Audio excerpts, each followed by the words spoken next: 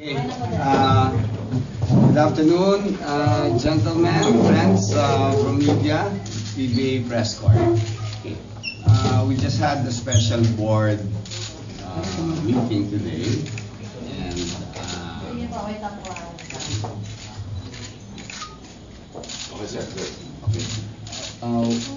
with due and respectful notice to all the team owners, including my board of governors, I have decided to step down and relinquish my position as commissioner at the end of the current season.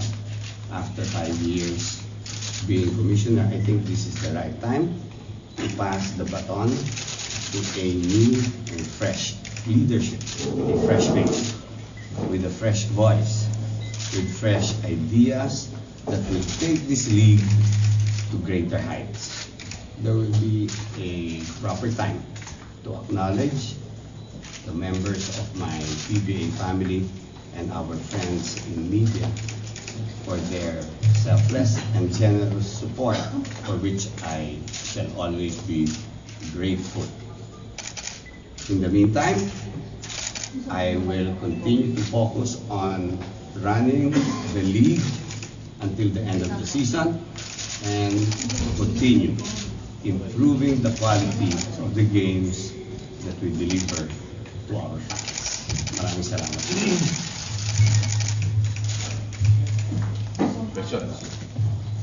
Question. Sir, there are rumors that you're stepping down for maybe a track in politics in 2016. Totoo po yan? Politics? No. Let's leave that to the experts.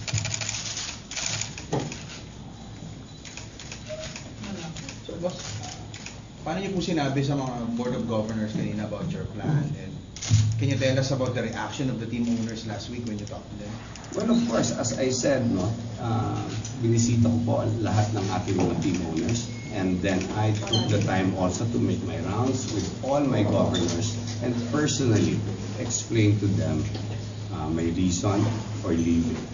I think it's really time to move on, to give way for someone to continue the gains that we've had in the last 5 years.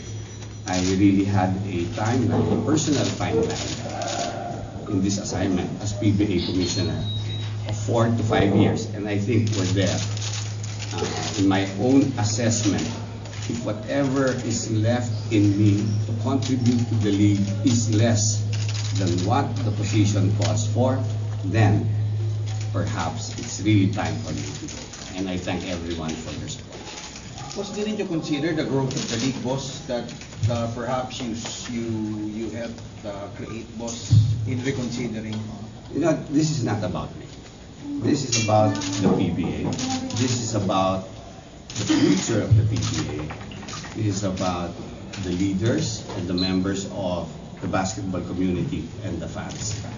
I do remember the first time when I was tasked to make the opening speech during the 36th season. I made my consultations with the fans, with our team owners, our stakeholders.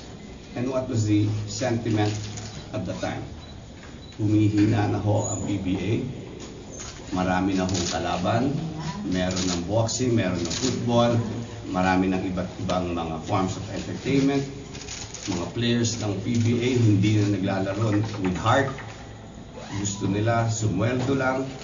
That was the sentiment at the time. That was then. It's different now. Today, the PBA is stronger in its 40th year and more relevant than ever.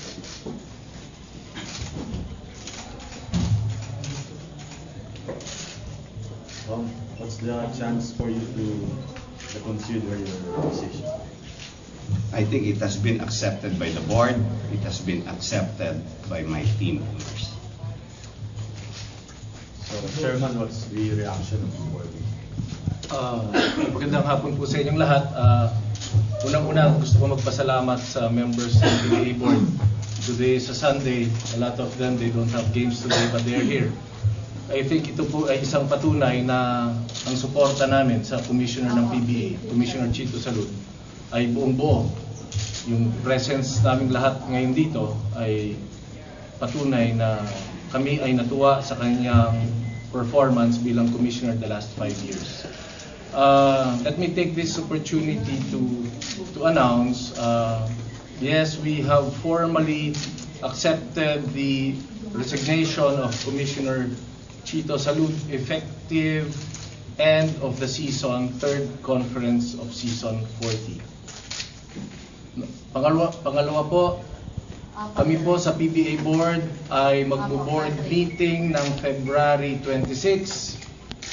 At doon po sa board meeting na yon, bubuuin namin ang criteria para malaman namin kung sino ang hahanapin natin sa PBA bilang susunod na commissioner.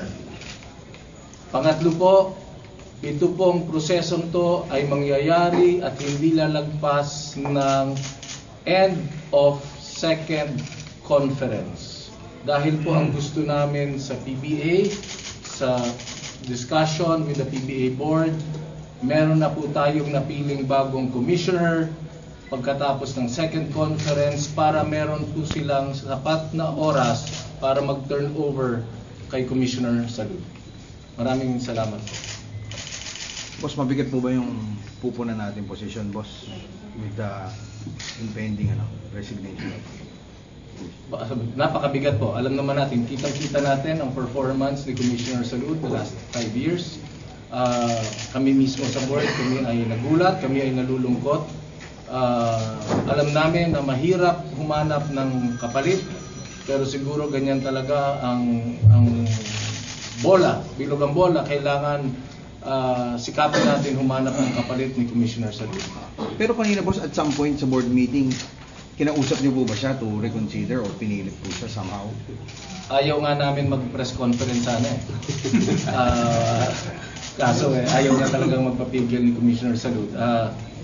We respect his decision. It is for himself, it is for his family. He believes it is also good for the PBA to have a fresh start. Sabi nga niya, push it to the next level. The PBA board will go through that process. Sama-sama kami rito na naghihirap, tumutulong sa commissioner. Pagtutulungan rin namin humanap ng panibagong commissioner para sa season 41. Chairman, pag may nakuha na kayo at the end of the second conference, papasok na siya sa third conference para tumulong sa commissioner. Tama yun. Yan ang plano. Anong item niya dun sa third conference? Deputy or... Yeah, deputy incoming commissioner. Kung may i-endorse ka ba ng mga pangalan na pwede nila pagpilihan? I'm sure names will come out. Marami lalabas sa pangalan and many out there are capable. But it ought to be a consensus. The team owners should come together to choose the next commissioner with the help of their governors so that the new commissioner will have the full trust and confidence of the entire PBA community.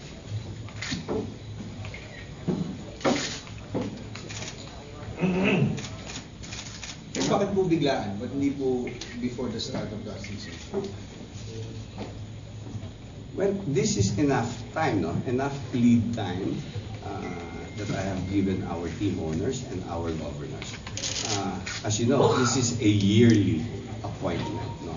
And I think at the end of the first conference, it's just the right time to make the announcement and to give the governors sufficient lead time to find a replacement for the office of commissioner.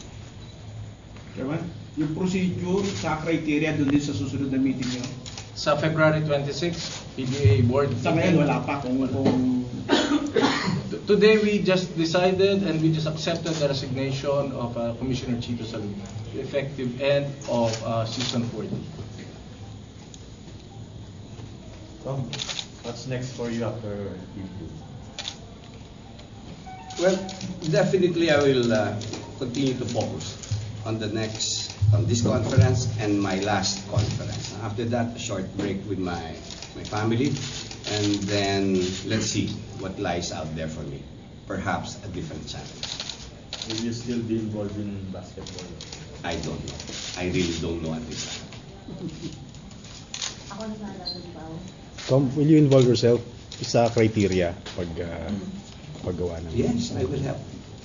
In whatever capacity. And kung ano man ang hihilingin nilang tulong, tutulong ako. Involvement with the national team or SDB or... Oh, that remains a personal mission of mine. No? The team owners are very clear. No? They will fully support the national team. And whenever I talk to them about the national team, they know it's for the fans. And their desire to pull together is very, very palpable. That I can promise you.